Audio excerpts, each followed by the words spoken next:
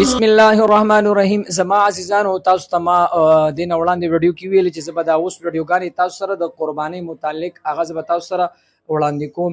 تاسو خدمت کې گزارش ته دا ویډیوګانې وګورئ، شیر کړئ او د دې نه زده کړه وکړئ. زموږ مقصد همدغه دی.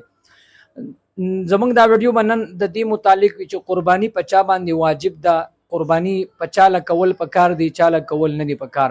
نو د ټولو نه اول د دې علماو 15 شرطونه ذکر کړي دي. اولنې دا چې مسلمان وي، صحیح مسلمان وي. دویم دا چې بالغ وي.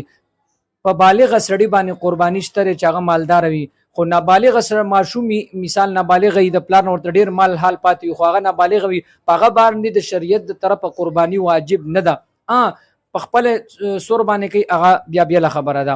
دغه رنګي مقیم سړی وي، مسافر، هغه مسافر چې کوم شرعي مسافر دی چې هغه مثال د سوارلس ورځو یا د 14 ورځو په سفر تللی وي او 78 کیلومتر لري تللی وي، هغه مسافر ته نه مراد دی. هغه مسافر نه ګوري چې کوم په بار ملکونو کې د مزدوري د پاره وي، هغه باندې قرباني فرض ده. داغه به ان شاء الله تاسو سره بل ویډیو بیا تفصیلی جوړوم.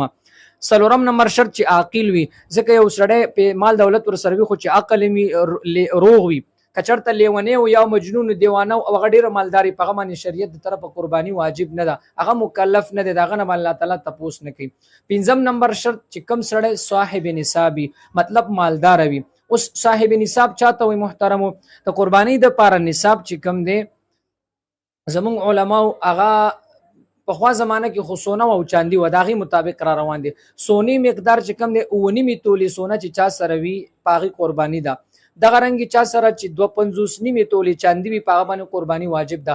2.5 تولی کني وي نو بیا د 2.5 تولو چاندي چې کوم قیمت جوړیږي د نن ورځې مطابق تاریخ ته نن تقریبا چې 21 تاریخ ته نن، نو د دې مطابق چې کوم د 1,48,000 روپۍ جوړیږي. چا سره چې 1,48,000 1,38,000 روپۍ وي پاغه باندې قرباني واجب ده. نو دا هغه شرطونه دي د قرباني د چا پرې قرباني واجب ده.